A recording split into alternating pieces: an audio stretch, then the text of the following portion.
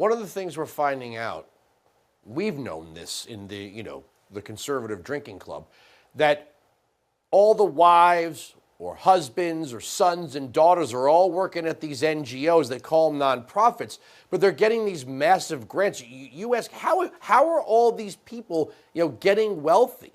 Well, the judge in this case, his wife is getting some of this money. You've got members of Congress, senators, you've got people in these federal agencies that are all sending money to, NGOs and other organizations where their family members are getting big time salaries. And this is what they think, this is a moral victory. They think this is going to drive the poll numbers down for Republicans. If anything, it's probably going to shake up the usual, which is Donald Trump's probably not going to lose a chamber of Congress in the midterms.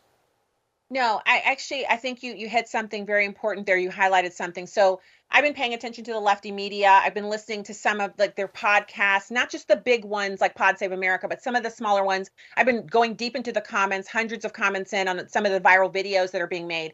And regular rank and file lefties who are so out of touch with they don't even understand that DOJ is a real agency, U.S. Digital Services Agency.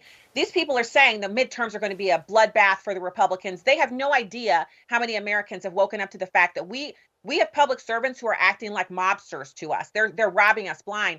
You mentioned USAID. It's actually a clearinghouse for being in charge. Oh, Barack Obama's mom worked there. Dick Cheney's daughter worked there and then went to Congress and then was on the J6 committee, sending innocent people to jail.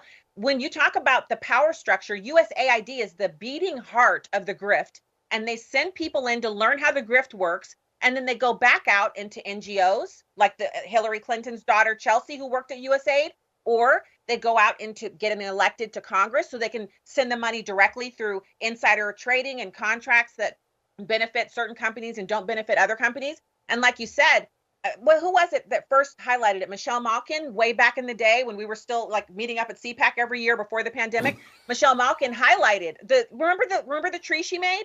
Who was married to who? Yeah. The executive at ABC is married to an Obama administration official. And, the daughter of that person is the dating of this and that. And look at even the guy, George Soros, his son married into the dynasty of power within the Democrat side.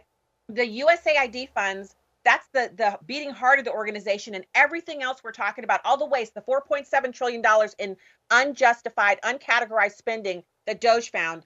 We will learn that these things are all connected, and it's a small group of people who have gotten so rich, and the rest of us have literally been working the first quarter of every year to pay our taxes and burning the midnight oil to balance our budgets, to put kids through college, to go to Disney every year, like your family does. Every single thing we're trying to fund, we have to carefully pinch the pennies and invest and make it work, and they've been robbing us. And I'm hoping that Pam Bondi and Kash Patel and Dan Bongino start sending people to jail. That's why they're there. I'm waiting. For full shows, live and on demand, it's Salem News Channel.